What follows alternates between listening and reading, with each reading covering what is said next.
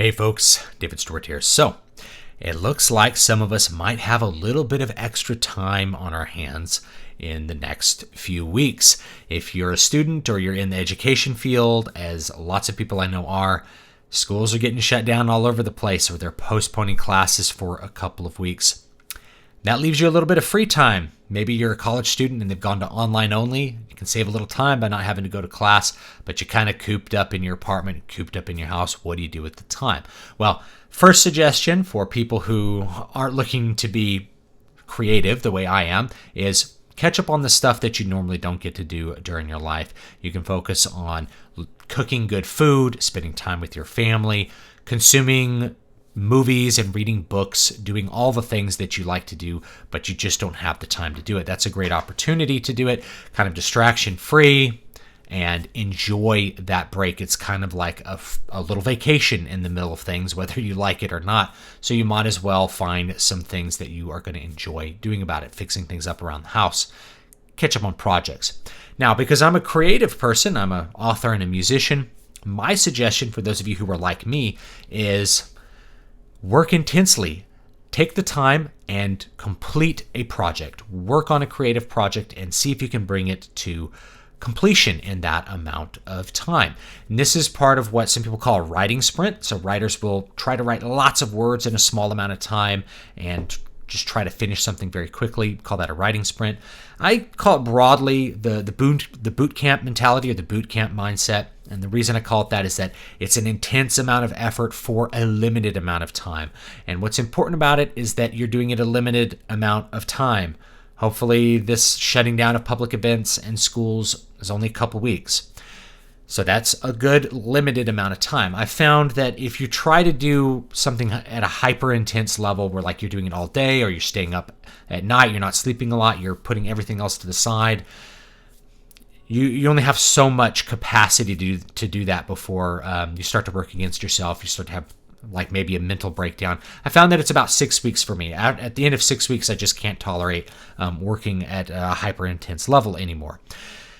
It's no coincidence. Militaries all over the world, they tend to run things in 6-week increments. So those really intense boot camps or really intense trainings like BUDS or something like that, they tend to run in 6-week blocks where you're switching between different things you're doing. And those really intense things tend to be just about 6 weeks. It tends to be about the human limit for how much effort you can have over time. So let's look at that.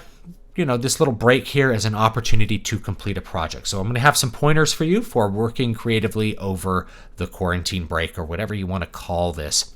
Number one is you need to have a concrete goal, something that you intend to complete. And you need to decide on your goal based on the capacities that you know about yourself. So if you're looking at this break as like, I'm going to write a book. Now, I could write a book in that time, and in fact, I might.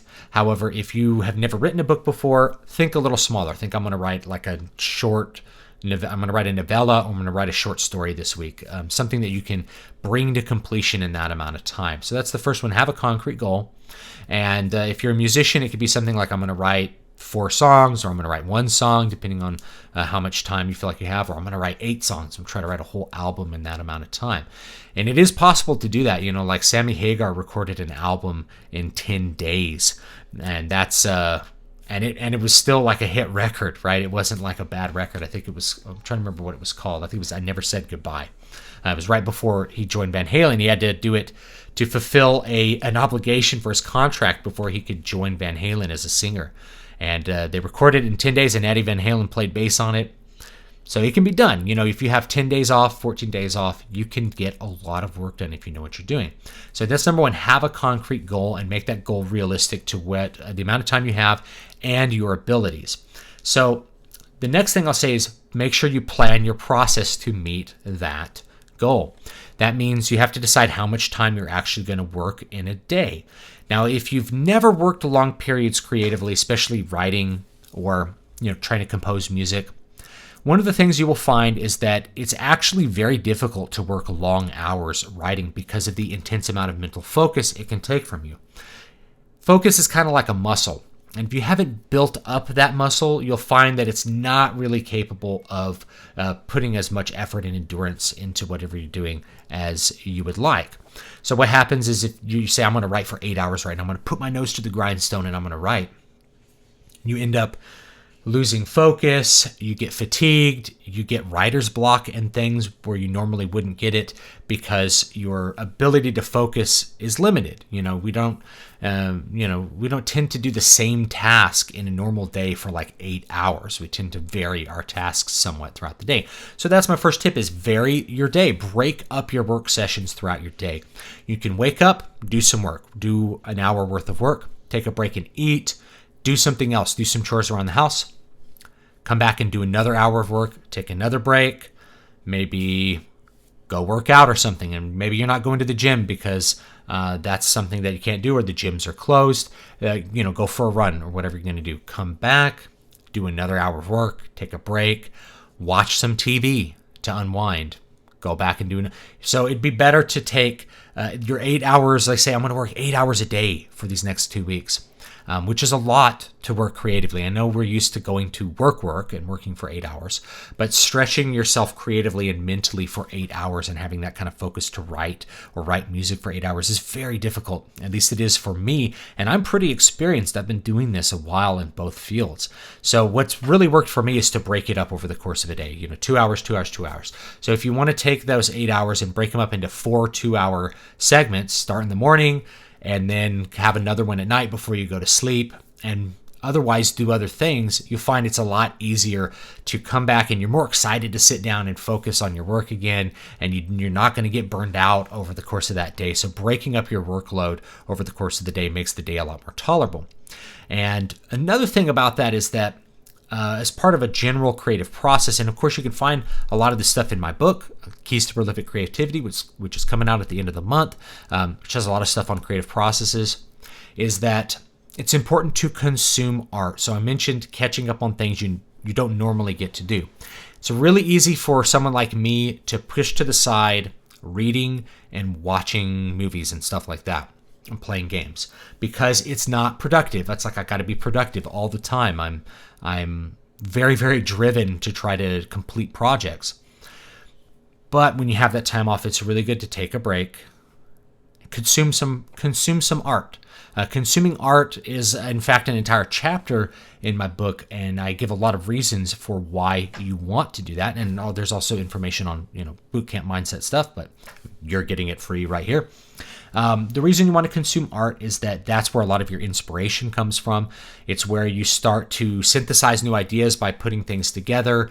Inspiration is really not underrated. I've decided as I've gotten older. I know doing the work is super important, but it's also important to feel inspired to do things which are enjoyable to themselves. Helps you feel like you are just enjoying your day. Now, if you spend your entire day playing video games, you might feel a little distressed at the end of the day you haven't gotten the work done. So make sure that you have that as some limited quantity to make the day more fun and to break up the day into different chunks. So that's really my advice for maintaining your sprint. Now, once you get going, make sure you reassess, am I moving closer to my goal?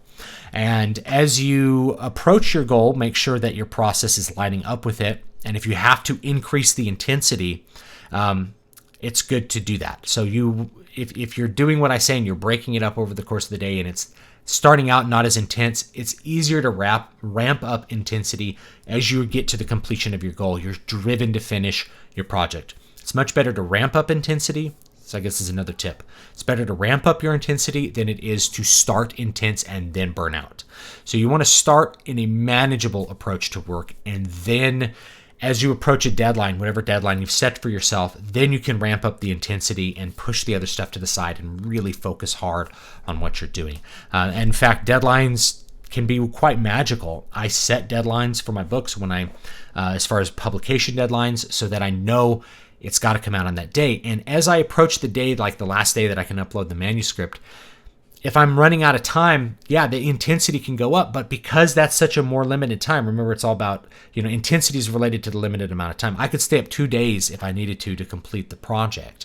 I won't need to for this project. It's basically done. But if I needed to, I could do that. I could really be intense for a limited amount of time and complete it. So the more intense it is, the less time you can really tolerate that level of intensity. And the less intense it is, the more you can just have it be a regular part of what you're doing. And you also use these 2 weeks to just refine your creative process and figure out how you like to operate during the time that you're working. This is another thing we don't think of. A lot of times, first and most important thing when it comes to establishing a creative process is make sure you have the time to do it and you have a time set aside that you're actually going to work. But the other part of it is, what do you do with the time that you have? Because sometimes you can be really ineffective. And indeed, if you have really long blocks of time scheduled, you'll find that a lot of it gets wasted. So I'll share another thing from the book, what I call practice zombies. Practice zombies are these students I used to see at the university, and I've seen them actually at pretty much every university in music departments. They go into a practice room and they proceed to play through music that they already know. And you go up and you walk by the practice room and you hear them playing and they sound great. And if somebody sounds great in a practice room and they're not really like cleaning for a recital, it's like February or something, that's a practice zombie. And so what a practice zombie does is they go into the practice room and they have no clear objective to what they're doing during the session, and they just start playing through music. They kind of wander through their sheaf of music not knowing what to do, or they just they don't break a piece of music down into single measures or really hard parts. They don't decide what they need to practice and what they don't. So they just kind of flub through some music, or they go in, they practice scales for 30 minutes, or long tones, like clarinetists playing long tones. You don't need to play long tones really as a clarinet. So clarinetists go in, play long tones. They're just wasting their time. They're saying, well, I practiced for 2 hours. It's like, but you didn't get any better. So I had a friend, we'd see this guy in the practice room every day, and my friend Elaine would come in and be like, I see him in here every day, but he never gets any better. He's playing the same music every day, and it never sounds any better. It's a practice zombie. It's somebody that's not capable of really understanding how to structure their time when they're actually working. So if you're a musician and you're practicing, you should practice the parts that you can't play yet. You should focus really hard on the stuff that's difficult to play, that you're not there yet, and then less on the stuff which you can already play, obviously. If you're just playing through your repertoire, you're not really getting anything done.